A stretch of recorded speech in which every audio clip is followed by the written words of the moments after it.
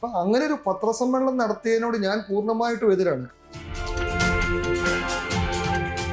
സുരേഷ് ചേട്ടൻ സിനിമയ്ക്ക് വേണ്ടിയാണ് സംസാരിച്ചത്.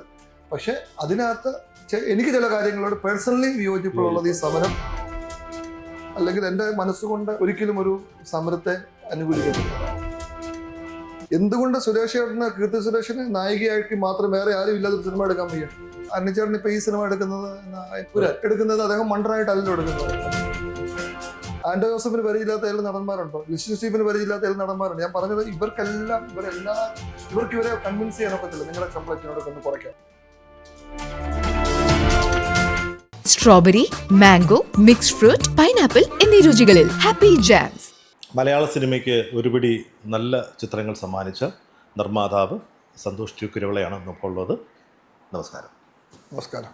നിർമ്മാതാവെന്ന് മാത്രം മാറ്റണ്ട, എനിക്ക് തോന്നുന്നത് ഞാനൊരു ബിസിനസ് ടൈക്കൂൺ എന്നൊക്കെ വിശേഷിപ്പിക്കും.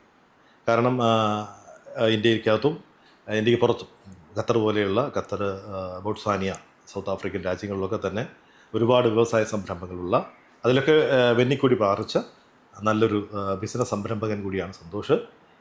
നമ്മളിപ്പോൾ ഈ ഇരിക്കുന്ന നിമിഷം ഒരു പശ്ചാത്തലം എന്ന് പറയുന്നത് കഴിഞ്ഞ ദിവസങ്ങളിൽ നിർമ്മാതാവ് സുരേഷ് കുമാർ നടത്തിയൊരു പത്രസമ്മേളനത്തിൻ്റെ തുടർച്ചയാണെന്ന് വേണമെങ്കിൽ പറയാം.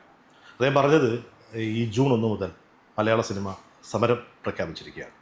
സിനിമ നിർമ്മാണമില്ല, പ്രദർശിപ്പിക്കില്ല, അങ്ങനെ ഒരു നിശ്ചല, അതായത് മലയാള സിനിമ നിശ്ചലമാകാൻ പോകും. ഈ ഒരു സാഹചര്യം നല്ലതാണെന്ന് താങ്കൾക്ക് തോന്നുന്നുണ്ടോ? എനിക്ക് എൻ്റെ ജീവിതത്തിൽ ഏറ്റവും ഇഷ്ടപ്പെട്ട ഒരു സിനിമയാണ് ഇനിയെങ്കിലും എന്നൊരു സിനിമ. ഓർക്കുന്നുണ്ടോ? പിന്നെ ഇവിടുന്ന് ചില ചെറുപ്പക്കാരെ സമരമൊക്കെ ചെയ്തിട്ട് ജപ്പാനിൽ പോയ കഥയാണ് പറയുന്നത്. അതന്നൊരു വലിയ ചോദ്യചിഹ്നം ആയിരുന്നു എല്ലാവർക്കും. ഒത്തിരി ആൾക്കാർക്ക് പഠനമായിരുന്നു. ഒരിക്കലും ഒരു സമരം കൊണ്ട് ഒരു കാര്യം എടുക്കാൻ, പ്രത്യേകിച്ച് നമ്മളെപ്പോലെ പൈസ അങ്ങോട്ട് മുടക്കി നടക്കുന്ന ഒരു ഇൻഡസ്ട്രിയിൽ നടക്കുമെന്ന് എനിക്ക് തോന്നുന്നില്ല. അത് എപ്പോഴും ഒരു കാര്യം ആ സമയത്ത് ഒന്നാമത് ഇവിടെ സിനിമകൾക്ക് തിയേറ്റർ ഡേറ്റ് കിട്ടുന്നില്ല, അങ്ങനെ പല പ്രശ്നങ്ങളുണ്ട്. ഇതിനിടയ്ക്ക് ഒരു സമരവും കൂടെ വന്നാൽ വീണ്ടും ആ ബാക്ക്ലോഗും കൂടെ വന്ന് വീണ്ടും ഇതൊരു വലിയ പ്രശ്നങ്ങളിലേക്ക് മാറും എന്നാണ് എനിക്ക് തോന്നുന്നത്. ഇതിനെതിരെ എന്തെങ്കിലും ഇത് വേണ്ടായിരുന്നില്ല, അല്ലെങ്കിൽ അങ്ങനെ തിയേറ്ററിൽ സംസാരിച്ചിട്ടുണ്ട് ഇവരുമായിട്ട്? ഇല്ല, അതൊരു അസോസിയേഷൻ്റെ തീരുമാനമല്ല. ഞാൻ അസോസിയേഷൻ്റെ തീരുമാനത്തിനെതിരെ സംസാരിക്കേണ്ട ആവശ്യമില്ല. എൻ്റെ മനസ്സിൽ ഞാൻ അങ്ങനെയുള്ള സമരങ്ങൾക്കൊന്നും അനുകൂലമല്ല. ഒരു സമരം പ്രഖ്യാപിക്കുന്നതിന് മുമ്പ് പറയുന്ന കാരണങ്ങൾ, അല്ലെങ്കിൽ അതിന് കാരണമായിട്ട് പറയുന്ന കാരണങ്ങൾ, ഒന്ന് താരങ്ങളുടെ അമിതമായ പ്രതിഫലമാണ്. ഈ ഒരുപാട് എനിക്ക് തോന്നുന്നു 14 സിനിമകൾ നിർമ്മിച്ചിട്ടുണ്ട്. താങ്കളുടെ അനുഭവത്തിൽ ഈ താരങ്ങളുടെ അമിതമായ പ്രതിഫലം എങ്ങനെയൊക്കെയാണ് ഈ ദോഷമായിട്ട് ബാധിക്കുന്നത്? മലയാളത്തിൽ എൻ്റെ കൂടെ അഭിനയിക്കാത്തത് എനിക്ക് തോന്നുന്നു സുരേഷ് ഗോപി ചേട്ടനും പൃഥ്വിരാജും ദുൽഖറും ഒഴിച്ച് ബാക്കി എല്ലാ പ്രധാനപ്പെട്ട നടന്മാർ, മമ്മൂക്ക, ലാലേട്ടൻ, നിവിൻ പോളി, ബിജു മേനോൻ, കുഞ്ചാക്കോ ബോബൻ, ടൊവിനോ, ഒരുമാതിരി എല്ലാവരും അഭിനയിച്ചിട്ടുണ്ട്. ഇപ്പം ഷെയ്ൻ നിഗം, മലയാളത്തിൽ നിന്ന് ഷെയ്ൻ നിഗം അഭിനയിക്കുന്ന ഒരു സിനിമ ചെയ്തുകൊണ്ടിരിക്കുകയാണ്.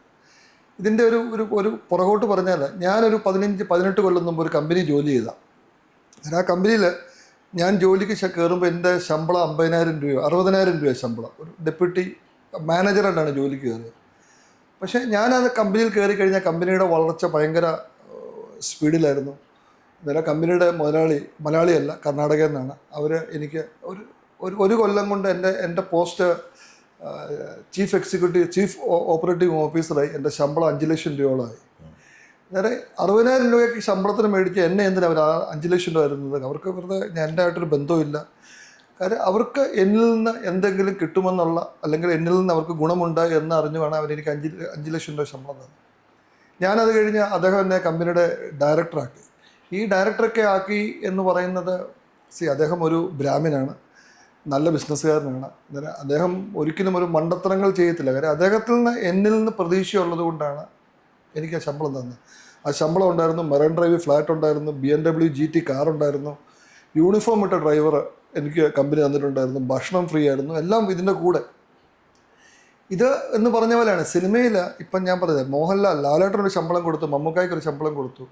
അവർക്ക് ശമ്പളം കൊടുക്കുമ്പം അത് മുടക്കുന്ന ആൾക്കാർക്ക് അവരിൽ നിന്ന് തിരിച്ചു കിട്ടുന്നെന്ന് ചിന്തിക്കുന്ന ഒരു ഇതുണ്ട്. ഇല്ലെങ്കിൽ ആരും കൊണ്ട് കൊടുക്കത്തില്ല. അങ്ങനെ അല്ലെങ്കിൽ ചാരിറ്റിക്ക് കൊണ്ട് കൊടുത്താൽ മതില്ല. അപ്പോൾ മോഹൻലാലുമായിട്ട് വെറുതെ ഒരു ബന്ധമുണ്ടാക്കാൻ, അല്ലെങ്കിൽ മമ്മൂക്കായിട്ട് ബന്ധം ഉണ്ടാക്കാൻ വെറുതെ കൊണ്ട് അവരുടെയൊക്കെ ചാരിറ്റി ഓർഗനൈസേഷന് 2, 3, 4, 5 കോടിന് കൊടുത്താൽ മതി. അതിനല്ല പൈസ മുടക്കുന്നത്. അവരിൽ നിന്നൊരു പ്രൊഡക്റ്റ് കിട്ടാൻ വേണ്ടിയാണ്. ഇപ്പം ടൊവിനോ ആണെങ്കിലും ആരായാലും, ഞാൻ പറഞ്ഞത് ഈ പറയുന്ന ബിജു മേനോൻ ആണെങ്കിലും കുഞ്ചാക്കോ ബോബൻ ആണെങ്കിലും ആരാണെങ്കിലും അവർക്ക് നമ്മൾ കൊടുക്കുന്ന പൈസയ്ക്ക് അവരിൽ നിന്നുള്ള റിട്ടേൺ കിട്ടും എന്ന പ്രതീക്ഷ. അന്നേരം അതുകൊണ്ട് എനിക്കിന്ന് വരെ ഒരു ബുദ്ധിമുട്ടും എന്നോട് ആരും സത്യം പറഞ്ഞാൽ ഇന്ന് വരെ ഒരു ശമ്പളത്തിന് ബാർഗെയിൻ ചെയ്തിട്ടില്ല. ഞാനെപ്പോഴും അവർ ചെയ്യുന്ന സിനിമകളിൽ എന്താണ് അവർ മാർക്കറ്റിൽ മേടിക്കുന്നതെന്ന് നോക്കും. എന്നെ കൊണ്ട് എന്താണ് ഒക്കുന്നതെന്ന് അവരോട് ഞാൻ പറയും. ഇപ്പം ടൊവിനോ എൻ്റെ കൂടെ മായനദിയിൽ അഭിനയിച്ച് വെറും 25 ലക്ഷം രൂപയ്ക്കാണ്. അന്ന് തീരെ ചെറിയ പൈസയായിരുന്നു. ഇപ്പം നാരദൻ സിനിമയിൽ ടൊവിനോ അഭിനയിച്ചത് എനിക്ക് തോന്നുന്നത് 1.25 കോടി രൂപയ്ക്കാണ്. അതിനകത്ത് എനിക്ക് തോന്നുന്നത് 10-30 ലക്ഷം രൂപ പുള്ളിക്ക് കൊടുക്കാനുണ്ട്. ഇന്നുവരെ ചോദിച്ചിട്ടില്ല. കൊടുക്കുകയും ചെയ്യും. ഞാൻ പറഞ്ഞത് ഇത് എന്നെ കൊണ്ടാകാൻ ഒക്കുന്ന കാര്യമാണ് ഞാൻ അവരോട് സംസാരിക്കുന്നത്. എനിക്ക് അവരെ വേണം, ഞാൻ അവർക്ക് പറയുന്നത് കൊടുക്കണം. അത് ലോകത്തെല്ലാം അങ്ങനെയല്ലേ. ഇപ്പോൾ ഒരു എന്താ പറയുന്നത്, നമ്മുടെ ചില വാച്ചുകൾ മേടിക്കണമെങ്കിൽ നമ്മൾ വെറുതെ എന്ന കടയിൽ നിന്ന് കിട്ടത്തില്ല. നമുക്ക് 1 കോടി എൻ്റെ അക്കൗണ്ടിൽ ഉണ്ടെന്ന് കാണിച്ചാലും കിട്ടാത്ത വാച്ചുകളുണ്ട്. ആ വാച്ചുകൾ കിട്ടണമെങ്കിൽ അവർ നമ്മളെപ്പറ്റി അന്വേഷിക്കും, നമുക്ക് എന്ത് ക്രെഡിബിലിറ്റി ഉണ്ട്, എന്താണ് നമുക്ക് ഉണ്ട് എന്നറിഞ്ഞ് ആദ്യം അവിടെ മൂവ് ചെയ്യാത്തൊരു വാച്ച് തരും, പിന്നെയാണ് അവർ നമ്മൾ ചോദിക്കുന്ന വാച്ചുകൾ തരുന്നത്. ഇതാണ് ലോകത്തിലെ ഒരു ബിസിനസ് ട്രെൻഡ്. ഇത് സിനിമയിലും ഇത് തന്നെയാണ്. താരങ്ങളുടെ അല്ലെങ്കിൽ ഉയർന്ന പ്രതിഫലം ഒരിക്കലും ഒരു തടസ്സമല്ല സിനിമാ നിർമ്മാണത്തിനെന്നുള്ളതാണ് ഏറ്റവും അടിസ്ഥാനപരമായിട്ട് താങ്കൾ സ്ഥാപിച്ചു വെക്കുന്നത് നടത്താം. ഞാൻ ഇത് ഇപ്പം എല്ലാവരും മേടിക്കുന്ന സാലറി ഒന്നും എല്ലാത്തിനും കറക്റ്റാണോ എന്ന് എനിക്കറിയത്തില്ല. എങ്കിൽ പോലും ഇപ്പം ഞാൻ നാളെ ലാലേട്ടനെ കൊണ്ട് സിനിമ ചെയ്താൽ തീർച്ചയായിട്ടും അദ്ദേഹത്തിൻ്റെ ഇപ്പോഴത്തെ സാലറി എന്നൊന്ന് അന്വേഷിച്ച് അതോ അതിൻ്റെ തൊട്ടടുത്തോ കൊടുക്കേണ്ടി വരും. അത് മമ്മൂക്കായിക്കാണെങ്കിലും ആർക്കാണെങ്കിലും കൊടുക്കേണ്ടി വരും. എന്നാലേ എനിക്ക് ആ പ്രോഡക്റ്റ് ഉണ്ടാക്കാൻ ഒക്കത്തുള്ളൂ. അപ്പോൾ ആ ഒരു റിസ്ക് സ്വാഭാവികമായിട്ടും എല്ലാ മേഖലകളിലും എന്നുള്ള പോലെ സിനിമയിലും ഉണ്ട്. എല്ലാ ബിസിനസ്സിലും ആ റിസ്ക് ഈ സിനിമ ഉണ്ട്. അത് ഇവിടെ സിനിമയിലും അല്ല, അതുപോലെ സിനിമയിലും ഉണ്ട്. ഇതെല്ലാം തന്നെ വൈറ്റമിൻ ഡിയുടെയും ഈസ്ട്രോജന്റെയും കുറവാണ് മിക്ക ലേഡീസിന്റെയും ഹെയർ പ്രോബ്ലംസിന് പ്രധാന കാരണം. സ്ത്രീകളുടെ മുടി വളർച്ചയ്ക്കും ശക്തിക്കും അത്യാവശ്യമായ വൈറ്റമിൻ ഡിയാലും ഹെർബൽ ഈസ്ട്രോജനാലും സമ്പുഷ്ടമായ ആദ്യത്തെ hair elixir Amrutveni hair elixir for women. അല്ല, ഇതിന് വളരെ പെട്ടെന്നുള്ള പരിഹാരം എന്ന് പറയുന്നത് ഇത്രയും രൂപ കൊടുത്ത് ഒരു താരത്തെ വെക്കാൻ പറ്റില്ലെങ്കിൽ ആ താരത്തെ കൊണ്ട് അഭിനയിപ്പിക്കാതിരിക്കാം. അതെ അല്ലേ? അതെ. അപ്പം ഈ പറയുന്ന പ്രൊഡ്യൂസർ അസോസിയേഷൻ പറയുന്ന അല്ലെങ്കിൽ സുരേഷ് കുമാർ മുന്നോട്ട് വെക്കുന്ന അസോസിയേഷൻ ആണല്ലോ, അദ്ദേഹം ഒരു റെപ്രസെൻറ്റേറ്റീവ് ആണ് മാത്രമാണ്. അതൊരു ശരിയായ കാര്യമാണെന്ന് തോന്നുന്നുണ്ടോ എന്ന് എൻ്റെ ചോദ്യം. ഈ സുരേഷ് കുമാർ ഏട്ടൻ്റെ ഈ ഇൻ്റർവ്യൂവിന് മുമ്പ് ഞാൻ പറഞ്ഞിട്ടുണ്ട്, ഇത് ആ ചെയ്യുന്ന പ്രൊഡ്യൂസർക്ക് വേണമെങ്കിൽ ചെയ്താൽ മതിയല്ലോ. ഇത് ആരും നിർബന്ധിച്ച് ചെയ്യിക്കുന്ന അല്ലല്ലോ. സിനിമ എന്ന് പറയുന്നത് ഇപ്പം എന്നെ ആരും നിർബന്ധിച്ചല്ല. പലരും കഥ പറയണമെന്ന് പറയും, ചിലപ്പം കേൾക്കും, ചിലപ്പം അത് നമുക്ക് സിനിമ എടുക്കണമെന്ന് പ്രൊഡ്യൂസർ തീരുമാനിച്ചാൽ മതി. ഇപ്പം ഇറങ്ങാൻ പോകുന്ന പടം പെണ്ണും പൊറോട്ടിനകത്ത് ഏകദേശം 7 കോടി രൂപ ആയ സിനിമയാണ്. 7 മുകളിലായി ഇപ്പം തന്നെ. ആ സിനിമയിൽ ഒരു നടൻ പോലും ഇല്ല. 300 പുതിയ ആക്ടേഴ്സാണ്. 100-400 മൃഗങ്ങളുമാണ് അഭിനയിക്കുന്നത്. അന്നേരം ഞാൻ ആ റിസ്ക് എടുക്കാൻ റെഡിയാണ്. ആ റിസ്ക് ഞാൻ എടുത്തു. ഇപ്പം ആ സിനിമയ്ക്ക് 7 കോടി 8 കോടി 7.5 കോടി രൂപ ആയെന്ന് പറഞ്ഞാൽ ആൾക്കാർ ചിലപ്പോൾ എന്നെ കളിയാക്കും. എന്താ അവിടെ ആർക്കും പൈസ കൊടുത്തിട്ടില്ലല്ലോ. ഇപ്പം എന്നാൽ താൻ കേസോട് സിനിമയ്ക്കകത്ത് പോലും ആക്ടേഴ്സിന് നമ്മൾ കൊടുത്തേക്കുന്ന വെറും 20% ഓഫ് ദ സിനിമയുടെ കോസ്റ്റേ കൊടുത്തിട്ടുള്ളൂ. 2022 നമ്മുടെ സിനിമകളിൽ എപ്പോഴും ഞാനത് മാക്സിമം അത് ചെയ്യാൻ നോക്കും. വലിയ ആക്ടേഴ്സ് മമ്മൂക്ക ലാലേട്ടനൊക്കെ വരുമ്പോൾ ചിലപ്പോൾ അതൊരു 30-35% ആയെന്നിരിക്കും.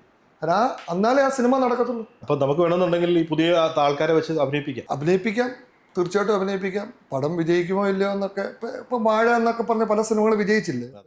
ഇപ്പം നമ്മുടെ ദിലീഷിൻ്റെ ഒക്കെ പടം, അങ്ങനെ പല പടങ്ങൾ വിജയിച്ചു. മലയാളത്തിൽ ഏറ്റവും കൂടുതൽ പൈസ ഉണ്ടാക്കിയൊക്കെ നമ്മുടെ മഞ്ഞമ്മൽ ബോയ്സാണ്. അതിനകത്ത് പറയുന്ന വലിയ സൂപ്പർ സ്റ്റാർ ഒന്നും ഇല്ലല്ലോ. ആ പടം മലയാളത്തിൽ ഏറ്റവും കൂടുതൽ പൈസ ഉണ്ടാക്കിയ സിനിമയാണ്. അതും രോമാഞ്ചം നല്ല കാശുണ്ടാക്കിയ സിനിമയാണ്. ഇതിനൊക്കെ പറയുന്നത് ഇപ്പം രോമാഞ്ചം സിനിമയുടെ പ്രൊഡ്യൂസർ ജോൺ എൻ്റെ അടുത്ത് എൻ്റെ ഹോട്ടലിൽ വന്നിരുന്ന ചേട്ടാ സിനിമയുടെ പാർട്ണറാകാൻ നിർബന്ധിച്ചു. എൻ്റെ അന്ന് പൈസ ടൈറ്റ് ആയിരുന്നുകൊണ്ട് ഞാൻ കൂടാഞ്ഞാണ്. മഞ്ഞുമൽ ബോയ്സിൻ്റെ ഷോണും സൗബിനും എൻ്റെ അടുത്ത് വന്ന് പറഞ്ഞാണ് പാർട്ണറാകാൻ പറഞ്ഞാണ്. അന്നും എൻ്റെ പൈസ ഇല്ലായിരുന്നു, എനിക്ക് കൂടാനൊത്തില്ല. ഞാൻ പറഞ്ഞത് ഇതേ ഉള്ളൂ, സിനിമകൾ വിജയിക്കണമെങ്കിൽ എല്ലാം വലിയ ആക്ടേഴ്സ് വേണമെന്നൊന്നുമില്ല. അല്ലാതെ സിനിമകൾ വിജയിക്കുന്നുണ്ട്. വലിയ ആക്ടേഴ്സ് ഉണ്ടെങ്കിൽ ഇച്ചിരി കൂടെ കാര്യങ്ങൾ എളുപ്പമാണ്. മറ്റൊരു കാര്യം പറയുന്നത് ഇപ്പം വലിയ ബഡ്ജറ്റുള്ള സിനിമകളാണ് ഇപ്പം മലയാള സിനിമ വന്നുകൊണ്ടിരിക്കുന്നത്. പക്ഷേ നമുക്ക് ഹിന്ദിയിലാണെങ്കിലും തമിഴിലാണെങ്കിലും ഒക്കെ തന്നെ മലയാള സിനിമ എത്തുന്നോക്കിക്കൊണ്ടിരിക്കുന്ന കാലമാണ്. വലിയ ബഡ്ജറ്റുള്ള സിനിമകൾ വരുന്നുണ്ട്. ഇപ്പോൾ ഏറാം പോലുള്ള സിനിമകൾ, ഈവൻ ബറോസ് പോലുള്ള സിനിമകൾ. ഇപ്പോൾ മഹേഷ് നാരായണൻ്റെ ഇപ്പോൾ നടന്നുകൊണ്ടിരിക്കുന്ന പടം തന്നെ 87 കോടി രൂപ മറ്റുമാണ് ബഡ്ജറ്റ് ചെയ്തിരിക്കുന്നത്. മമ്മൂട്ടി മോഹൻലാലൊക്കെ അഭിനയിക്കുന്ന പടമാണ്. അപ്പോൾ ഒരു വലിയ ബഡ്ജറ്റ് സിനിമകൾ വന്നുകൊണ്ടിരിക്കുകയാണ് മലയാള സിനിമയിൽ. അത്തരം സിനിമകൾക്ക് മലയാളത്തിൽ സാധ്യതയില്ലെന്നുകൂടി അദ്ദേഹം ചേർത്ത് പറയുന്നുണ്ട്. അദ്ദേഹം ഒത്തിരി സിനിമ ഞാനിപ്പോൾ എൻ്റെ ആദ്യ സിനിമയ്ക്കകത്തൊക്കെ വരുന്നതിന് മുമ്പ് ചെന്നൈ പഠിക്കുമ്പോൾ ഉള്ള സിനിമാ സെറ്റുകളിൽ സിനിമ ഷൂട്ടിങ്, സിനിമയുടെ ഡബ്ബിങ്, എഡിറ്റിംഗ് ഒക്കെ പോയിരുന്നു. അന്ന് ഒത്തിരി കൂടിയ പടമാണ് അദ്ദേഹത്തിൻ്റെ തക്ഷശീല എന്നുള്ള പടം. സുരേഷ് ഗോപി, വാണി വിശ്വനാഥും ഒക്കെ അഭിനയിച്ച പടം. നല്ല കോസ്റ്റ് കൂടിയ പടമാണ്, നല്ല കോസ്റ്റായ പടമാണ്. കാര്യം എനിക്ക് ആ സിനിമയിൽ ശ്രീകുട്ടനുമായിട്ട് നല്ല ബന്ധമായിരുന്നു. ഞാനന്ന് സ്ഥിരമായിട്ട് ആ സിനിമയുടെ സെറ്റിലും അതിൻ്റെ പോസ്റ്റ് പ്രൊഡക്ഷൻ ജോലികളിലും സിനിമയുടെ ഞാൻ ഇന്നും ഓർക്കുന്നുണ്ട്. ആ സിനിമയുടെ മറ്റേ പ്രിവ്യൂ ഷോ നടന്ന അന്ന് 3 പടത്തിൻ്റെ പ്രിവ്യൂ ഷോ ഉണ്ട്. ലാലേട്ടൻ്റെ തമ്പി കണ്ണന്താനത്തിൻ്റെ ഒരു പടം, മമ്മൂക്കയുടെ ബാംഗ്ലൂർ നോർത്ത്, അങ്ങനെ ഒരു പടം. 3ൻ്റെയും പ്രിവ്യൂ ആയിരുന്നു. ആ ഒരേ ദിവസമായിരുന്നു 3 നേരമായിട്ട്. 3ഉം കണ്ടാണ്. അന്ന് എല്ലാവരും പറഞ്ഞ തക്ഷശീല ആയിരിക്കും ഏറ്റവും കൂടുതൽ വിജയിക്കുന്ന പടം എന്നാണ് പറഞ്ഞത്. ഭയങ്കര പൈസ മുടക്കി എടുത്ത പടമാണ്. ആ പടം പരാജയപ്പെട്ടു പോയെന്നാണ് അദ്ദേഹം. പിന്നെ കാര്യം എനിക്ക് അന്നത്തെ കണക്കുകൾ, കാര്യം ഞാൻ സിനിമയിൽ പാർട്ണറല്ലല്ലോ.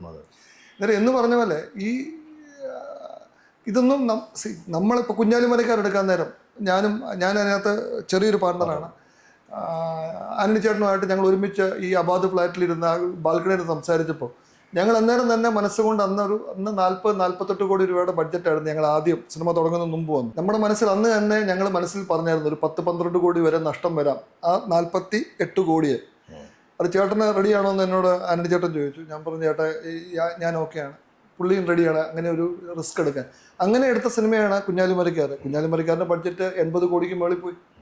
നഷ്ടം മൊത്തം ഒരു 5 കോടിക്ക് താഴെ വന്നുള്ളൂ.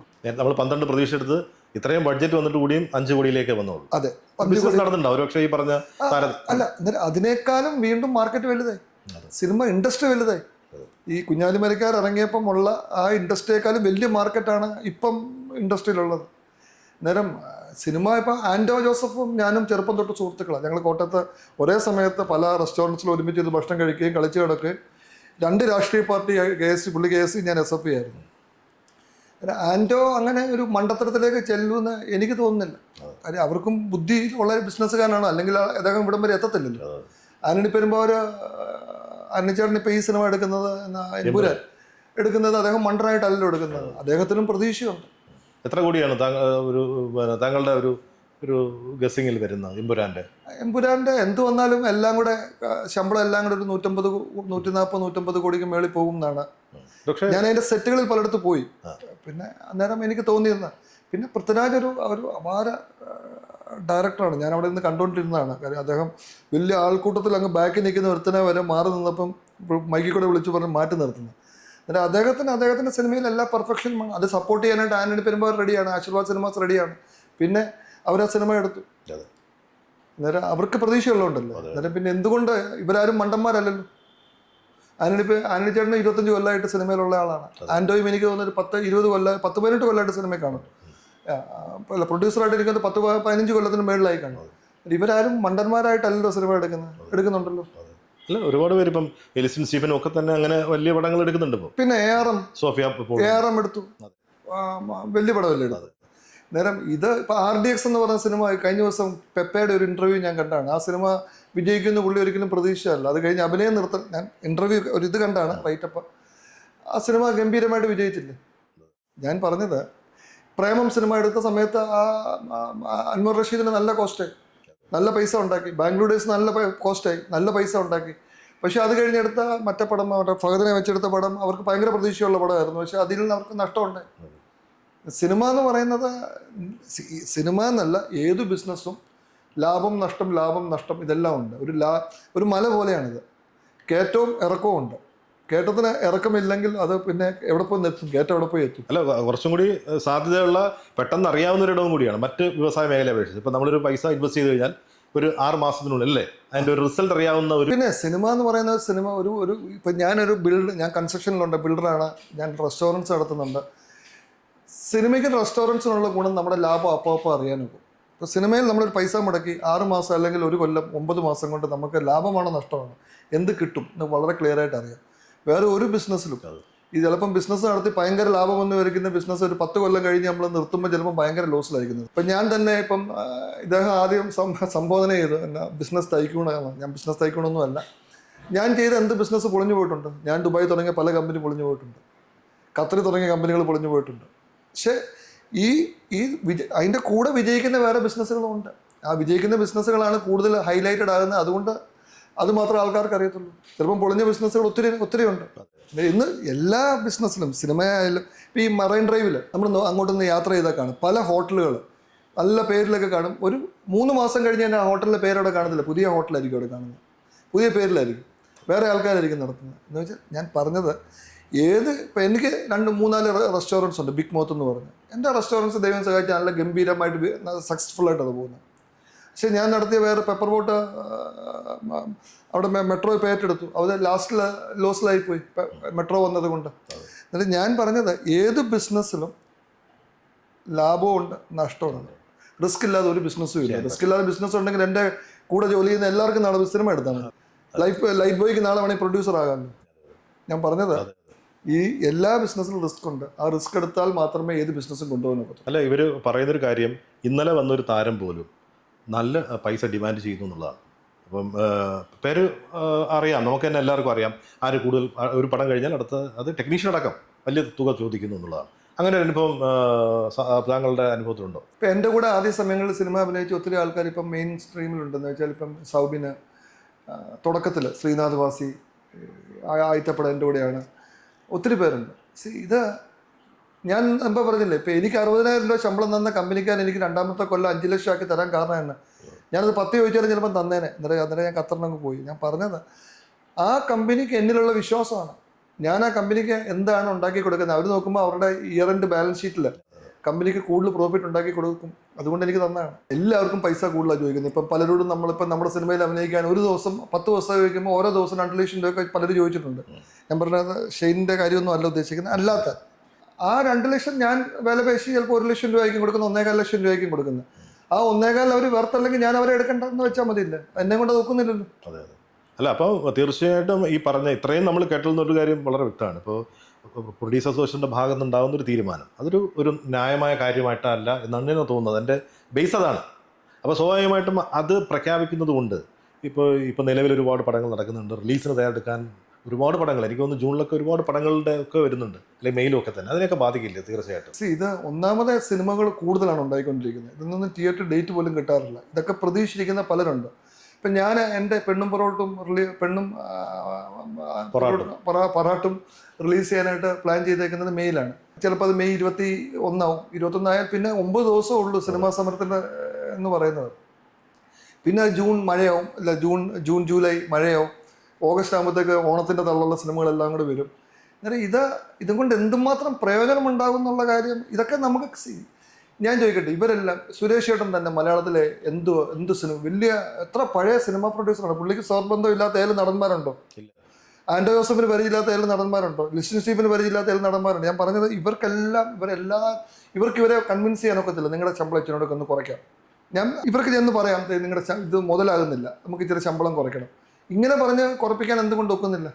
അപ്പം അങ്ങനെ ഒരു പത്രസമ്മേളനം നടത്തിയതിനോട് ഞാൻ പൂർണ്ണമായിട്ടും എതിരാണ്. കാരണം ആ പത്രസമ്മേളനം കഴിഞ്ഞ ഉടനെ ഞാൻ അജിത്തിനെ വിളിച്ചു, പ്രൊഡ്യൂസർ, ആ സിനിമയുടെ പ്രൊഡ്യൂസർ. ഒത്തിരി ആൾക്കാർ ഞാനാണോ എന്ന് ചോദിച്ചു.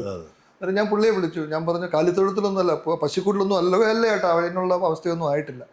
ഞാൻ പറഞ്ഞു, നിങ്ങൾ തീർച്ചയായിട്ടും അത് മാധ്യമങ്ങളിലൂടെ ആൾക്കാരെ അറിയിക്കണം. കാര്യം ഇത് ജനങ്ങളെ തെറ്റിദ്ധരിക്കുകയാണ്. ഇത് ജനങ്ങളെ ഇപ്പം എൻ്റെ വീട്ടിൽ തന്നെ എൻ്റെ വീട്ടുകാർക്ക് പേടിയുണ്ടാവും, ഓട്ടോമാറ്റിക്കലി പേടിയുണ്ടാവും.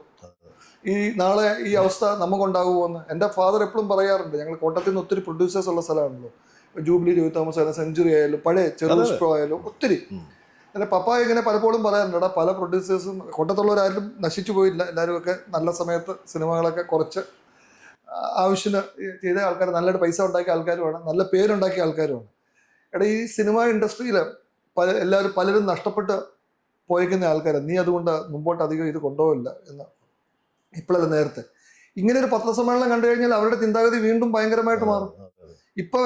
ഇപ്പം തന്നെ എനിക്കറിയാവുന്ന 2-3 സിനിമ അവർ ഈ അടുത്ത ദിവസങ്ങളിൽ റിലീസ് ചെയ്യേണ്ട സിനിമയാണ്. അവർ ഫിനാൻസിൽ നിന്ന് ഇച്ചിരി പൈസ എടുത്തിട്ടുണ്ട്. ആരും ഒരു ബിസിനസ്സും അവരുടെ പോക്കറ്റിൽ മുഴുവൻ പൈസ കൊണ്ടല്ല തുടങ്ങുന്നത്, ഫിനാൻസിൽ നിന്ന് എടുത്തിട്ടുണ്ട്. ഈ ഫിനാൻസിൽ നിന്ന് എടുക്കുന്ന പൈസ തിരിച്ചു കൊടുത്താലേ ഉള്ള NOC കിട്ടത്തുള്ളൂ. അവർ പല ഫിനാൻസേഴ്സിനോട് ഇവിടെ ചോദിച്ചിട്ടും ആൾക്കാർക്ക് കൊടുക്കാൻ മടിയാണ്. കാര്യം ആ പത്രസമ്മേളനം കണ്ടിട്ട് അവരെല്ലാം പേടിച്ചിരിക്കും. എല്ലാവരും പിന്മാറി. അവരിങ്ങനെ നെട്ടോട്ട് ഓടിക്കൊണ്ടിരിക്കുകയാണ്. അന്നേരം ഈ അവസ്ഥ എന്ന് പറയുന്നത് പശുവോട്ട് പുല്ല് തിന്നത്തും ഇല്ല തീറ്റിക്കത്തും ഇല്ലെന്ന് പറഞ്ഞ പോലെയാണ് ഈ ഇപ്പോഴത്തെ അവസ്ഥ എന്ന് പറയുന്നത്.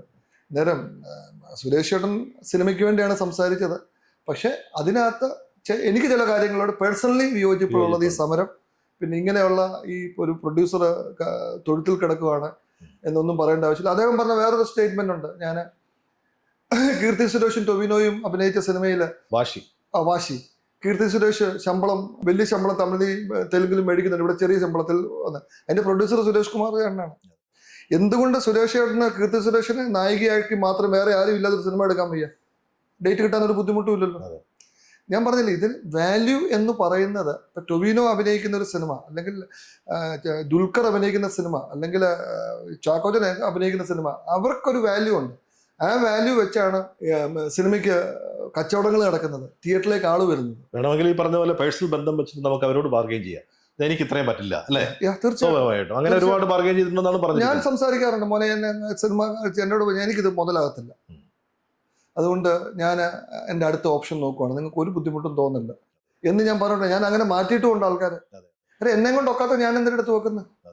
എനിക്ക് അത്യാവശ്യം എന്ന് തോന്നുന്ന ഇപ്പം നടന്നുകൊണ്ടിരിക്കുന്ന സിനിമയിൽ ഒരു പ്രധാനപ്പെട്ട വേഷം ചെയ്യുന്ന അൽഫോൺസ് പുത്രനാണ്. അദ്ദേഹം സിനിമ തുടങ്ങുന്ന എല്ലാം കഥയെല്ലാം കേട്ട് ഓക്കെ പറഞ്ഞ് അഡ്വാൻസും കൊടുത്തു കഴിഞ്ഞാൽ അദ്ദേഹം ലാസ്റ്റ് പറഞ്ഞു അദ്ദേഹം ആ സിനിമ ഇപ്പം ചെയ്യുന്നില്ല. അതിന് കാരണം പറഞ്ഞ ഒരു സിനിമയുടെ സ്ക്രിപ്റ്റ് എഴുതിക്കൊണ്ടിരിക്കുകയാണ്. അതല്ല, അത് വലിയ ഹെവി സബ്ജക്റ്റാണ് പുള്ളിക്ക് കൊടുത്തേക്കുന്നത്. അതുകൊണ്ട് ചിലപ്പോൾ പുള്ളിക്ക് തോന്നിക്കാണും പുള്ളിക്ക് ചെയ്യാൻ ഒക്കത്തില്ല. പക്ഷെ ഞങ്ങൾ ഒത്തിരി ചിന്തിച്ചിട്ടും അതിനെ ഒരു റീപ്ലേസ് ചെയ്യാൻ പറ്റുന്ന ഒരു ക്യാരക്ടർ നമുക്ക് വേണ്ട ക്യാരക്ടർ കിട്ടുന്നില്ല. നമുക്ക് അൽഫോൺസ് പുത്രൻ തന്നെ വേണം. സിനിമയ്ക്ക് 4 ദിവസം മുമ്പാണ് പുള്ളി സമ്മതിച്ചത് പുള്ളി വന്ന് അഭിനയിക്കാമെന്ന്. ഗംഭീരമായിട്ട് അഭിനയിച്ചു, ഒരു തലവേദനയില്ലായിരുന്നു, നന്നായിട്ട് അഭിനയിച്ചു. പുള്ളിക്ക് മാന്യമായിട്ടുള്ള പ്രതിഫലവും കൊടുത്തു. ഞാൻ പറഞ്ഞത് ഇതുപോലെ നമുക്ക് ആ സിനിമയിൽ വേണ്ട പലരുണ്ട്, അവർക്ക് കൊടുക്കാം. അവർ ചോദിക്കുന്ന ഇത് കൊടുത്ത് നമ്മളെ കൊണ്ടാകും നമ്മൾ പറയും. അവരെ കൊണ്ട് അഭിനയിപ്പിച്ചാൽ നല്ലതാകത്തുള്ളൂ ഡയറക്ടർക്കും പ്രൊഡ്യൂസർക്കും തോന്നിയാലേ അത് വേണ്ടെന്ന് നോക്കാനൊക്കത്തില്ല. അപ്പോൾ എന്നിട്ടും എന്തുകൊണ്ടാണ് ഈ പ്രൊഡ്യൂസർ അസോസിയേഷനിൽ ഇങ്ങനെ ഒരു തീരുമാനം ഉണ്ടായിട്ടും മറ്റാരും അത് ചോദ്യം ചെയ്യാത്തതോ, അല്ലെങ്കിൽ അതിനെതിരെയോ സംസാരിക്കാനോ, അല്ലെങ്കിൽ അതിൽ ശരിയല്ല എന്നെങ്കിലും തുറന്നു പറയാനോ ശ്രമിക്കാത്ത എന്തുകൊണ്ടാണ്? സാധാരണ ഒരു കമ്മിറ്റികളിലും, അതിപ്പം സിനിമയുടെ കമ്മിറ്റിയല്ല, ഞാൻ പല പൊളിറ്റിക്കൽ കമ്മിറ്റികളിലൊക്കെ ഇപ്പോഴല്ല പണ്ട് ഇരുന്നിട്ടുണ്ട്. ഇത് കഴിഞ്ഞ് ഞാൻ ഗൾഫിലൊക്കെ പോയപ്പോൾ പല അസോസിയേഷനിലും എന്നെ നിർബന്ധിച്ച് മെമ്പറാക്കിയിട്ടുണ്ട്. ഞാൻ ആ മീറ്റിങ്ങുകളിൽ പോകാറില്ല. എന്നെ കമ്മിറ്റി മെമ്പറാക്കാന്നൊക്കെ പറയുമ്പോൾ ആകാറുമില്ല. ആകാത്തതിൻ്റെ കാര്യം എന്ന് പറയുന്നത് അവിടെ പല കാര്യങ്ങളും ചർച്ചകൾ മാത്രം നടക്കും, ഒരു കാര്യങ്ങളിലും അവസാനം ഒരു തീരുമാനം ഉണ്ടാക്കത്തില്ല. ഞാൻ പ്രൊഡ്യൂസർ അസോസിയേഷൻ അങ്ങനെയാണെന്നല്ല പറഞ്ഞത്. ഇവർക്ക് തന്നെ ഞാൻ പറഞ്ഞു ഇവർക്ക് തന്നെ കൺവിൻസ് ചെയ്യാൻ നോക്കും. ഈ ഇൻഡസ്ട്രിയിലുള്ള ഇല്ലാത്തവരെ അവരങ്ങ് അവോയ്ഡ് ചെയ്തേക്കണം. ഇത്രയും നമ്മുടെ അസോസിയേഷനാണ്, പ്രൊഡ്യൂസേഴ്സിൻ്റെ ഒരേ ഒരു അസോസിയേഷനാണ് പ്രൊഡ്യൂസർ അസോസിയേഷൻ. അവർക്ക് പറയാമല്ലോ, ടെക്നീഷ്യൻസിനോട് പറയാമല്ലോ. ഓരോ ഡയറക്ടേഴ്സൊക്കെ ചോദിക്കുന്ന ശമ്പളം എന്ത് വലിയ ശമ്പളം ചോദിക്കുന്നത്. ഒരു പടം ചെയ്ത് കഴിഞ്ഞ് രണ്ടാമത്തെ പടത്തിന് ചോദിക്കുന്ന, എൻ്റെ ഒരു പടത്തിന് എൻ്റെ പുറകെ വന്ന് ചെയ്ത ഡയറക്ടർ 10 ലക്ഷം രൂപയാണ് ശമ്പളം ചോദിച്ചത്. 10 ലക്ഷം രൂപ കൊടുത്തു. രണ്ടാമത്തെ പടം പുള്ളി എൻ്റെ ഇങ്ങോട്ട് വന്ന് ചെയ്യാവൂന്ന് ചോദിച്ചു. 50 ലക്ഷം രൂപ ശമ്പളം ചോദിച്ചു. പുള്ളിക്ക് 10% ഷെയറും കൂടെ കൊടുത്തു. മൂന്നാമത്തെ പുള്ളി വരുമ്പോൾ ചിലപ്പോൾ 1 കോടി ആയിരിക്കും ചോദിക്കുന്നത്. 1 കോടിക്ക് എന്നെയും കൊണ്ട് എടുക്കാമെങ്കിൽ ഞാൻ എടുത്താൽ മതിയില്ലേ? ഇത് മാത്രമല്ല, നമ്മളിപ്പോൾ ഇതിനു മുമ്പും പ്രൊഡ്യൂസർ അസോസിയേഷൻ സമരങ്ങൾ നടത്തിയിട്ടുണ്ട്. ഇങ്ങനെ തിയേറ്ററുകൾ അടച്ചിട്ട് തന്നെ സമരമൊക്കെ ചെയ്തിട്ടുള്ളതാണ്. പക്ഷേ എന്ന് നടത്തിയിട്ടുണ്ടെങ്കിലും ഇതൊന്നും അത്യധികമായ ഒരു വിജയം നേടിയിട്ടില്ല. കുറച്ച് കഴിയുമ്പം ഈ പറഞ്ഞ ആളുകൾ തന്നെ വീണ്ടും പടം നിർമ്മിക്കാനായിട്ടൊക്കെ പോകാറുണ്ട്. ഈ സമരം ഇങ്ങനെ പാതി വഴി കിടക്കും. ഈ പറഞ്ഞ കുറച്ച് ആൾക്കാർക്കെങ്കിലും ഇത് ഡാമേജ് ആവും. ഇതാണ് ഇതുവരെയുള്ള ചരിത്രം. അതെല്ലാം തോന്നിയിട്ടുണ്ടോ? അത് വളരെ കറക്റ്റാണ്. അത് മാത്രമല്ല, തിയേറ്ററുകളിലേക്ക് ഇപ്പം വരുന്ന ആൾക്കാരുണ്ടല്ലോ, ഇതിനൊക്കെ ഒരു ബ്രേക്ക് ഉണ്ടായാൽ ആൾക്കാർക്ക് ഇതിപ്പം എന്താ പറയുന്നത്, ഇപ്പം കോട്ടയം പട്ടണത്തിൽ ആൾക്കാർ പോകാൻ പാർക്ക് ഇല്ല, പോകാൻ കടൽത്തീരയില്ല. അവർക്ക് ചിലപ്പോൾ സിനിമ അല്ലെങ്കിൽ ഹോട്ടല് അല്ലെങ്കിൽ ക്ലബ്ബ് ബാറ് ഇങ്ങനെയൊക്കെയാണ്. ഇതൊരു സാധനം അടഞ്ഞു കിടന്ന് ഇച്ചിരി നാൾ കഴിഞ്ഞാൽ അവർക്ക് ആവശ്യമില്ല എന്ന് തോന്നിയാൽ അവരുടെ പോക്ക് അങ്ങോട്ട് കുറയും. കോവിഡ് കഴിഞ്ഞത് ഒത്തിരി നാളുണ്ടായിരുന്നു. പിന്നെ ആൾക്കാർ വരാൻ തുടങ്ങിയത് 1-2 പടങ്ങൾ ഹിറ്റായപ്പോഴാണ്. ഞാൻ തത്വത്തിൽ അല്ലെങ്കിൽ എൻ്റെ മനസ്സുകൊണ്ട് ഒരിക്കലും ഒരു സമരത്തെ അനുകൂലിക്കത്തില്ല. പിന്നെ ഞങ്ങളുടെ അസോസിയേഷനാണ്, ഞാനും അതിനകത്ത് മെമ്പറാണ്. അവർ സമരമായിട്ട് പോയാൽ നമുക്ക് എതിര് പറയാനൊക്കത്തില്ലല്ലോ. അതിനോടൊപ്പം നിൽക്കുക എന്നുള്ളത് മാത്രമേ ഉള്ളൂ. അതിനോടൊപ്പം സഹിച്ചു നിൽക്കുക. അതാണ് ഏറ്റവും പ്രധാനം. പക്ഷേ ഇതിനെയൊക്കെ ബ്രേക്ക് ചെയ്ത് മുമ്പും സിനിമ തുടങ്ങിയിട്ടുള്ള ആൾക്കാരുണ്ട്, പ്രൊഡ്യൂസർമാരുണ്ട് ഇവിടെ. ഏറ്റവും ഉദാഹരണം ആന്റണി പെരുമ്പാവൂരാണ്. കാരണം അദ്ദേഹത്തിന് ഇവിടെ സിനിമ തുടങ്ങാൻ കഴിയില്ല, ഷൂട്ടിംഗ് അനുവദിക്കില്ല എന്ന് പറയുമ്പോൾ അദ്ദേഹം ഇവിടെ പൂജ നടത്തിയിട്ട് ഒറ്റപ്പാലത്ത് നാട്ടുരാജാവ് എന്ന് പറയുന്ന പടം തുടങ്ങിയിട്ടുണ്ട്. അങ്ങനെയുള്ള അനുഭവങ്ങൾ നമുക്ക് ചുറ്റുമുണ്ട്. നിമിർന്ന് പറഞ്ഞ സിനിമ നമ്മൾ തമിഴിൽ ചെയ്യുമ്പം സമരം പ്രഖ്യാപിച്ചു. പ്രിയദർശനാണ് ഡയറക്ടർ. ഞാൻ അന്ന് പറഞ്ഞു, ഏത് സമരം പ്രഖ്യാപിച്ചാൽ നമ്മൾ സിനിമ മുമ്പോട്ട് പോകുമെന്ന് പറഞ്ഞു. നമുക്ക് സിനിമ വേണമെങ്കിൽ മുമ്പോട്ട് കൊണ്ടുവരുന്നു, ഒരു ദിവസം കൊണ്ടുപോയി. പിന്നെ ഞാൻ വിചാരിച്ചു അതിനകത്ത് വർക്ക് ചെയ്ത ടെക്നീഷ്യൻസ് എല്ലാം നമ്മോട് സ്നേഹിച്ച് ജോലി ചെയ്യാം, പിന്നെ നാളെ അവരുടെ കഞ്ഞുകൂടി മുട്ടുമെന്ന് തോന്നിയത് കൊണ്ട് ഞാൻ പറഞ്ഞു നമുക്കിത് ബ്രേക്ക് ആക്കിയേക്കാന്ന് പറഞ്ഞു. എന്നാലും ഇപ്പം ഞാൻ പറഞ്ഞില്ല, ഇപ്പം എൻ്റെ ഈ സിനിമ ചെയ്യുന്ന ഒരു ഫോട്ടോഗ്രാഫറിൻ്റെ വിഷയം ഉണ്ട്. അദ്ദേഹം ചെയ്യുന്നതൊന്നും ഞാൻ ന്യായീകരിക്കത്തില്ല, എന്തും എനിക്ക് ഏതാ ഭാഗം ശരിയും തെറ്റെന്ന് അറിയത്തില്ല. പക്ഷെ സിനിമ തുടങ്ങുന്നതിന് മുമ്പ് നമ്മളോട് ആരും പറഞ്ഞിട്ടില്ല ഇയാളെ സിനിമയിൽ നിന്ന് നിരോധിച്ചേക്കുന്നതെന്ന്. സിനിമ തുടങ്ങി കഴിഞ്ഞ് 10 ദിവസം കഴിഞ്ഞാണ് അറിയുന്നത് അയാൾ ഫോട്ടോ എല്ലാം എടുത്തു. അത് കഴിഞ്ഞാൽ നമുക്ക് ഫോട്ടോ തന്നില്ലെങ്കിലും നഷ്ടം ആർക്കാം. നല്ല ചർച്ചകൾ നടത്തി ഇവർ തന്നെ എല്ലാവരെയും കൺവിൻസ് ചെയ്തെടുത്ത് ഇത് മാറ്റിയെടുക്കണം എന്നാണ് എൻ്റെ ബേസിക് അഭിപ്രായം. അജിത്തിന്റെ വിഷയം വന്നതുകൊണ്ടാണ്, അതായത് ബെൻസ് കാറിൽ വന്ന ആള് പിന്നെ കാലത്തൊഴുത്തിൽ കിടക്കേണ്ടി വന്നുള്ളൊരു മോശം അഭിപ്രായമാണെങ്കിലും അതൊരു കോമൺ ആയിട്ട് അതിനെ പറഞ്ഞതായിരിക്കാം. പക്ഷെ എങ്കിലും അദ്ദേഹം തന്നെ തിരുത്തി പറഞ്ഞു ഈ പടം, അതായത് സുരേഷിന്റെയും സുമലതയുടെയും ഹൃദയഹാരിയായ പ്രണയകഥ, അതാണ് ആ പടം. രതീഷ് പൊതുവാളാണ് അതിൻ്റെ സംവിധായകൻ. പക്ഷേ രതീഷിനെ ഏറ്റവും അടുത്തറിയാവുന്ന ആളാണ് ചേട്ടൻ. കാരണം അദ്ദേഹത്തിൻ്റെ ആദ്യത്തെ പടം ആൻഡ്രോയിഡ് കുഞ്ഞപ്പൻ്റെ സംവിധായകൻ അതാണ്. എനിക്ക് തോന്നുന്നു നേരത്തെ ആ സംവിധായകനായിരിക്കണം 10 ലക്ഷം ആദ്യം പറഞ്ഞതെന്ന് എനിക്ക് തോന്നുന്നു, ഞാൻ വിശ്വസിക്കുന്നു. 10 ലക്ഷം ആദ്യത്തെ പടത്തിന് 10 ലക്ഷം, പിന്നീട് എത്ര പറഞ്ഞതെന്ന് ഞാൻ ഓർക്കുന്നില്ല, 50 ലക്ഷം, പിന്നീട് അതിൻ്റെ ഷെയറും ഒക്കെ കൊടുത്തു. അങ്ങനെ ഒരു ഉപദ്രവകാരിയായ ആളാണോ ശരിക്കും ഈ രതീഷ് പൊതുവാൾ? അല്ല, എന്നോട് 10 ലക്ഷം ചോദിച്ചു ഉപദ്രവിക്കാനല്ലോ, സിനിമ എടുക്കാൻ വേണ്ടി ചോദിച്ചു. 50 ചോദിച്ചത് ഉപദ്രവിക്കാനല്ല, പെർസെൻറ്റേജ് ചോദിച്ചത് ഉപദ്രവിക്കാനല്ല. ഞാൻ പറഞ്ഞില്ല, രതീഷ് പൊതുവാൾ എന്ന് പറയുന്നത് മലയാള സിനിമയിൽ വളരെ കഴിവുള്ള ഒരു ഡയറക്ടറാണ്, ഒരു സംശയവും വേണ്ട. അദ്ദേഹം എഴുതുന്ന സ്ക്രിപ്റ്റ്, അദ്ദേഹം എഴുതുന്ന കഥകൾ എന്ത് ഫാസ്റ്റായിട്ടാണ് അദ്ദേഹം എഴുതുന്നതും ചെയ്യുന്നതും. അദ്ദേഹത്തിന് നല്ല ഒരു ഇതുണ്ട്, നല്ല എന്താ പറയുന്നത്, കോമഡി വർക്കൗട്ട് ചെയ്യാനും സിറ്റുവേഷൻ കോമഡി ക്രിയേറ്റ് ചെയ്യാനൊക്കെ നല്ല കഴിവുണ്ട്. പക്ഷെ അദ്ദേഹത്തിൻ്റെ ആറ്റിറ്റ്യൂഡ് ചില ഭാഗങ്ങളിൽ തെറ്റുന്നു. അത് ഇപ്പം എൻ്റെ സിനിമയിൽ ഒരു പരിധി വരെ എനിക്കുണ്ടായിട്ടില്ല കേട്ടോ, അങ്ങനെ ഒന്നും ഉണ്ടായിട്ടില്ല. കാരണം ഞാൻ പോകുന്നെങ്കിൽ പോകട്ടെ എന്ന് ചിന്തിക്കുന്ന വ്യക്തിയാണ്. എന്നുവെച്ചാൽ ഇന്ന് നിർത്തണമെങ്കിൽ ആ സിനിമ നിർത്താൻ ഇപ്പം ഒരു 5 കോടി രൂപ മുടക്കി 5 കോടി പൊക്കോട്ടെ, തലവേദന എടുക്കണ്ട എന്ന് ചിന്തിക്കുന്ന ആളാണ്. അപ്പം ഞാൻ എടുക്കാൻ തുടങ്ങിയപ്പോഴാണ് വില്ലൻ എന്നുള്ള പടം.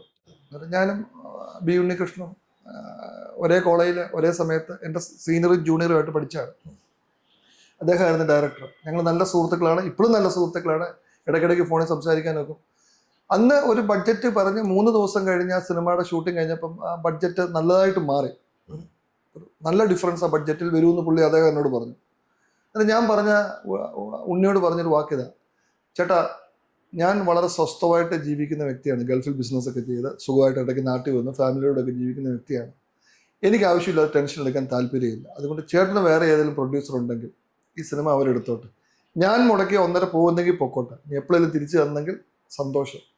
അങ്ങനെയാണ് ആ സിനിമ വേറെ ഒരു പ്രൊഡ്യൂസറിലേക്ക് പോയത്. എന്ന് പറഞ്ഞ പോലെ ഈ സിനിമ ഇപ്പം ചെയ്യുന്ന സിനിമയാണെങ്കിൽ, ഏത് സിനിമയാണ് ഇപ്പം ചെയ്യുന്ന സിനിമ, ഇപ്പോൾ ഏകദേശം 10-13 കോടി രൂപയായി. ഇനി 10-30 ദിവസത്തെ ഷൂട്ടും കൂടെ ഉണ്ട്. എനിക്ക് നാളെ അത് വേണ്ടാന്ന് തോന്നിയാൽ നിർത്താനുള്ള ധൈര്യമുണ്ട്. അതിൻ്റെ കാര്യം ഞാൻ അവരോട് പറയുന്നത്, ഇപ്പം നിർത്തിയാൽ എനിക്ക് ഇത്രയും പൈസ പോകത്തുള്ളൂ, ഇത് കഴിഞ്ഞ് എന്നെ കൊണ്ട് വയ്യാതെ നിർത്തേണ്ട വന്നാൽ മുഴുവൻ പൈസയും പോകും എന്ന് പറഞ്ഞ പോലെയാണ് ഈ രതീഷ് എന്ന് പറയുന്ന ആള്. അദ്ദേഹത്തിൻ്റെ ആൻഡ്രോയിഡ് കുഞ്ഞപ്പൻ കഴിഞ്ഞ് എന്നെ ഒരു ദിവസം ഇങ്ങോട്ട് വിളിച്ചിട്ട് പറഞ്ഞു, ചേട്ടാ നമുക്കൊരു 2ാമത്തെ പടം ചെയ്യണം, നമുക്ക് ആൻഡ്രോയിഡ് കുഞ്ഞപ്പൻ്റെ സെക്കൻഡ് പാർട്ട് ചെയ്യാം. അതൊരു അനൗൺസ്മെന്റ് കാണുന്നല്ലേ? അനൗൺസ്മെന്റ് അദ്ദേഹവും ഞാനും ഞങ്ങളുടെ 2 പേരുടെയും ഫേസ്ബുക്ക് വഴി പോസ്റ്റ് ചെയ്താണ്. ഏലി നളിയൻ. അതിന് ഞാൻ കഥ എഴുതിച്ചു. കഥ എഴുതിക്കുന്ന ആൾക്ക് മറ്റേ എഴുതുന്ന ആൾക്കാർക്ക് കാശ് കൊടുത്തു, റൂമിൻ്റെ എഴുതി എല്ലാം കൊടുത്തു. അതെല്ലാം കഴിഞ്ഞ് പെട്ടെന്നൊരു ദിവസമാണ് പുള്ളി ഇത് എന്നാൽ താൻ കേസുകൂടെ സിനിമയുടെ ഇതുമായിട്ട് പുള്ളി പല പ്രൊഡ്യൂസേഴ്സിനെ കണ്ടു, ആർക്കും അവരെടുക്കാൻ ധൈര്യമില്ലായിരുന്നു. അങ്ങനെയാണ് കറങ്ങി തിരിഞ്ഞ് ആൻഡ്രോയിഡ് കുഞ്ഞപ്പൻ പോലെ എൻ്റെ അടുത്ത് വന്നു. ഞാനെടുത്തു. അന്ന് എനിക്ക് തന്ന ബഡ്ജറ്റ് ഞാൻ പലപ്പോഴും പറയുന്നത് 5.5 കോടി രൂപയാണ്. പടം തീർന്നപ്പോൾ 9.5 കോടി രൂപയായി. എനിക്ക് യാതൊരു പരിഭവവും 5.5-9 എനിക്ക് യാതൊരു 4 കോടി രൂപ അധികമായി. 4 കോടി അധികമായി. പക്ഷെ എനിക്ക് പരിഭവമില്ല, കാരണം സിനിമയിൽ അദ്ദേഹം ആ പെർഫെക്ഷൻ കൊണ്ടുവന്നിട്ടുണ്ട്.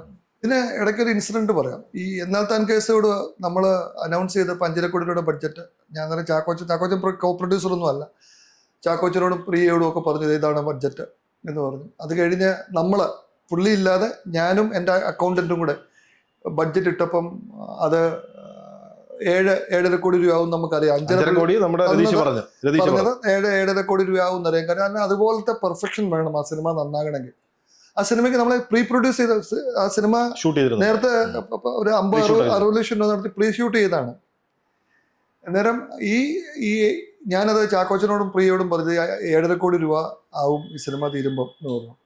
അന്നേരം അവർ പറഞ്ഞു ചേട്ടാ അയ്യോ ഞങ്ങളുടെ പടം 6 കോടിക്ക് മുകളിൽ ഒന്നും ചെയ്തിട്ടില്ല. അത് അവരുടെ നല്ല മനസ്സാണ്. ചേട്ടൻ ഭയങ്കര റിസ്ക് എടുക്കുന്നത്, ഒന്ന് ചിന്തിച്ചിട്ടേ ചെയ്യാവുള്ളൂ എന്ന് പറഞ്ഞു. ഞാൻ പറഞ്ഞു ഒന്നും ചിന്തിക്കേണ്ട ആവശ്യമില്ല, നമ്മൾ ആ റിസ്ക് എടുക്കാൻ റെഡിയാ. ആ 7 എന്നുള്ള പടം തീർന്നപ്പോൾ 9.5 കോടി രൂപയായി. എനിക്ക് ഞാൻ ഒരു വേദിയിലും ആ സമയത്തോ അതിനോ കഴിഞ്ഞോ അതിനെ കുറ്റം പറഞ്ഞിട്ടില്ല. അദ്ദേഹം അത് വളരെ പെർഫെക്റ്റ് ആയിട്ട് കൊണ്ടുവന്നു. ആ ഒരു മനുഷ്യൻ ആ സിനിമയെ പറ്റി നിങ്ങൾ ഇപ്പം നമ്മുടെ പല സിനിമകളും OTT-യിലും ഒക്കെ വന്നു കഴിഞ്ഞ് താഴെയുള്ള റിവ്യൂ വരുമ്പോൾ ഒന്നിനെപ്പറ്റി മോശം അഭിപ്രായങ്ങൾ വരാറില്ല. കാരണം നമ്മളെ പെർഫെക്ഷൻ ആഗ്രഹിക്കുന്നതുകൊണ്ടാണ്. ഇന്നലത്തെ കേസുകളിൽ ആ പെർഫെക്ഷൻ കിട്ടി. അതെ, അല്ല ഈ പറഞ്ഞ 9 കോടി രൂപ 9.5 കോടി രൂപയായി ആ പടത്തിന്റെ ബഡ്ജറ്റ്. ഇപ്പം ഈ ഗ്രോസും ഷെയറുമായിട്ടുള്ള ഒരു വ്യത്യാസമാണ്. ഇപ്പം 100 കോടി ക്ലബിലെത്തി എന്നൊക്കെ പറയുന്നുണ്ട്. നമ്മൾ 100 കോടി ക്ലബിലെത്തുമ്പോൾ നിർമ്മാതാവിന് കിട്ടുന്ന വളരെ തുച്ഛമായ പൈസ എന്നൊക്കെയാണ് ഈ ഇതിൽ കറക്റ്റായിരിക്കും അതിൻ്റെ ഷെയർ ഇതൊക്കെ കഴിഞ്ഞ് വരുമ്പോഴത്തേക്ക്. ശരിക്കും ഈ 9.5 കോടി രൂപ ചിലവാക്കി അതോടെ എത്ര കളക്ഷൻ വരുന്നു? നമ്മുടെ ബിസിനസ്സുകളെല്ലാം കൂടെ നമുക്കൊരു 70 കോടി രൂപയുടെ എല്ലാം തിയേറ്റർ കളക്ഷന് 60-നും 70-നും ഇടയ്ക്ക് കോടി എന്തായാലും ടോട്ടലി എനിക്ക് അതിൽ നിന്ന് നമുക്ക് കിട്ടുന്ന OTT-യുടെ പൈസ സാറ്റലൈറ്റ് OTT-യും കൂടെ കൊടുത്ത ഡിസ്നിക്കാണ്. അത് മുഴുവൻ നമുക്ക് തന്നെ കിട്ടും. പിന്നെ തിയേറ്ററിൽ നിന്ന് കിട്ടുന്ന പൈസയുടെ 1/3 കിട്ടത്തുള്ളൂ. അന്നേരം എനിക്ക് അത് ഞാനിങ്ങനെ അന്ന് ഖത്തറിൽ നിന്ന് ഇങ്ങനെ അവധിക്ക് വരുമ്പോൾ എൻ്റെ വൈഫ് ഇങ്ങനെ ഒരു യൂട്യൂബ് ചാനൽ എന്നെ കാണിച്ചു. ആ യൂട്യൂബ് ചാനലിൽ പറഞ്ഞു എന്നാൽ താൻ കേസ് കൂടെ 100 കോടി ക്ലബിൽ പ്രൊഡ്യൂസർ കാശ് വാരുന്നു. അന്നേരം എൻ്റെ ഭാര്യ എന്നോട് ചോദിച്ചു ഈ പൈസ ഒക്കെ എവിടെ കൊണ്ടാണ് വെച്ചേക്കുന്നത് എന്ന് പറഞ്ഞു. അന്നേരം ഞാൻ പറഞ്ഞു എനിക്കതൊന്നും കിട്ടിയിട്ടില്ല, എനിക്ക് കിട്ടിയേക്കുന്ന പൈസ ഇതേ ഉള്ളൂ. അന്നേരം ഇതിനകത്തൊക്കെ ഉള്ള കുഴപ്പമെന്ന് പറയുന്നത് ഇതെപ്പോഴും നടക്കുന്നതല്ല. ഈ ബിസിനസ്സിൽ വേറെ പല ബിസിനസ്സിലും 10% ലാഭമുള്ളൂ. ഞാൻ ഇപ്പോൾ റെസ്റ്റോറൻറ്റ് ബിസിനസ്സിൽ 14%, 15% ലാഭമുള്ളൂ നന്നായിട്ട് പോയാൽ. അല്ലാതെ ഇതേ സിനിമയിലും നമുക്ക് കിട്ടുന്നത് ഈ 33% കിട്ടും പ്രൊഡ്യൂസർക്ക് വരും. അതിന് ചെലവ് പോകും. എന്നാലും 9.5 കോടി രൂപ മുടക്കുമ്പോൾ എത്ര രൂപ ലാഭം കിട്ടിയ ഒരു പ്രൊഡ്യൂസർ എന്ന നിലയിൽ? തോന്നുന്നത് 10-20 കോടി രൂപ ലാഭം കിട്ടി കാണണം. ടാക്സ് അടയ്ക്കുന്ന ആളായതുകൊണ്ട് പറയുന്നത് ഒരു പേടിയില്ല. ഇൻകം ടാക്സ് എൻ്റെ വീട്ടിൽ ഇൻകം ടാക്സുകാർ 2022 എല്ലാ പ്രൊഡ്യൂസറുകളുടെയും കൂടെ വീട്ടിൽ റെയ്ഡ് നടത്തി. അവർക്ക് ഒരു സാധനം കിട്ടിയില്ല. കിട്ടാത്തതിന് കാരണം നമുക്ക് അൺഅക്കൗണ്ടഡ് ഇല്ല. NRI എനിക്ക് അൺഅക്കൗണ്ടഡ് ഇല്ല. 20 കോടി രൂപ ഒരു പ്രൊഡ്യൂസർക്ക് ലാഭം തന്ന പടമാണ്. അതായത് 20 ആയിരിക്കണം കേട്ടോ എന്റെ കറക്റ്റ്. നല്ല ലാഭം കിട്ടിയ സിനിമ പടമാണ്. അപ്പോൾ പ്രൊഡ്യൂസർമാർ പറയുന്നത് അപ്പോൾ നമ്മൾ മുടക്കി, അല്ലാതെ 9.5 കോടി മുടക്കിയ ഒരാൾക്ക് 20 കോടി രൂപ ലാഭം ഉണ്ടായെന്ന് പറഞ്ഞാൽ ഈ മുടക്കിന് ശേഷമുള്ള തുകയാണോ 70 കോടി എന്ന് പറയുന്നത്? അത് മൊത്തത്തിൽ ലാഭം കിട്ടിയേക്കുന്നത് ഏകദേശം കേട്ടോ. 15 കോടി ആയാലും നമുക്കത് നോക്കാം. ഭയങ്കര ലാഭമല്ലേ?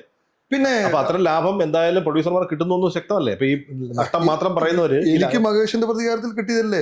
അതുപോലെ ആൻഡ്രോയിഡ് കുഞ്ഞപ്പന്റെ ബഡ്ജറ്റ് രതീഷ് പൊതുവാള് പറഞ്ഞ് 270 എഴുതി തന്ന പേപ്പർ ഇപ്പോഴും എന്റെ പേപ്പർ ഇരിപ്പുണ്ട്. തീർന്നപ്പോ 5.5 കോടി രൂപയായി. ആ സിനിമ ഏറ്റവും റിസ്ക് ഉള്ള സിനിമയായിരുന്നു. ആ സിനിമ എവിടെയെങ്കിലും ഒന്ന് പാളി പോവായിരുന്നെങ്കിൽ ആ സിനിമ ഒരു വെറും എന്താ പറയുന്നത്, മലയാളത്തിൽ പുള്ളി കാണാത്ത ആക്ടേഴ്സ് ഇല്ല, കാണാത്ത പ്രൊഡ്യൂസേഴ്സ് ഇല്ല അത് പ്രൊഡ്യൂസ് ചെയ്യാൻ വേണ്ടി 2 കൊല്ലം. ആ പടം 2 കോടി 70 ലക്ഷം രൂപ പറഞ്ഞ പടം തീർന്നപ്പോൾ 5.5 കോടി. ഞാൻ ഒരിടത്തും അതിനെപ്പറ്റി കുറ്റം പറഞ്ഞിട്ടില്ല. സിനിമ ഇറങ്ങുന്നതിന് മുമ്പും പറഞ്ഞിട്ടില്ല, സിനിമ ഇറങ്ങിക്കഴിഞ്ഞും പറഞ്ഞിട്ടില്ല. കാരണം ഞാൻ ഹാപ്പിയായിരുന്നു ആ സിനിമ എടുത്തതിൽ. അന്നേരം ആ പടത്തിലും എനിക്ക് നല്ല ലാഭം കിട്ടി. ഞാൻ പറഞ്ഞത് നമുക്ക് സിനിമ എടുത്ത് ലാഭം ഇത് ഈ പൈസ ഡബിൾ ആയവിടത്തും ലാഭം കിട്ടിയിട്ടുണ്ട്, നല്ല ലാഭം കിട്ടിയിട്ടുണ്ട്. അത്രയും ലാഭം വേറെ ബിസിനസ്സുകളിൽ നിന്ന് കിട്ടിയിട്ടില്ല. ടോട്ടൽ ബാലൻസ് ഷീറ്റ് ഇപ്പം ഞാൻ എടുത്ത സിനിമകളിൽ നോക്കിയാൽ എനിക്ക് എപ്പോഴും നല്ല പ്ലസ്സിലാണ് കിടക്കുന്നത്, മൈനസിലല്ല കിടക്കുന്നത്. ഇപ്പം ഇന്നലെ ഒരു ഫേസ്ബുക്ക് പോസ്റ്റ് ബോട്ട്സ്വാന എന്നൊരാൾ എനിക്ക് അയച്ചു തന്നു. ഞാൻ ഭയങ്കര ഭാഗ്യവാനായിട്ടുള്ള പ്രൊഡ്യൂസറാണ്, ബുദ്ധിമാനായിട്ടുള്ള പ്രൊഡ്യൂസർ, അതുകൊണ്ടാണ് ഈ സുരേഷും സുമലതയും എടുക്കാൻ. ആ കഥ എൻ്റെ ഇടയ്ക്ക് വന്നില്ല. വന്നാൽ അവിടെ ഒരു ചോദിക്കട്ടെ, ഇപ്പം ഈ സുരേഷും സുമലത എന്ന് പറയുന്നത് എന്നാ താങ്കോട് കേസ് കൂടുന്ന് പറയുന്നത് രണ്ട് കഥാപാത്രങ്ങളാണ്. ഇത് തുടങ്ങുന്നതിന് മുമ്പ് നിങ്ങൾ അനുവാദം ചോദിച്ചിട്ടുണ്ട്? ഇല്ല, അത് അദ്ദേഹം കാണിച്ച ഏറ്റവും തെറ്റായിട്ടുള്ളൊരു തീരുമാനമാണ്.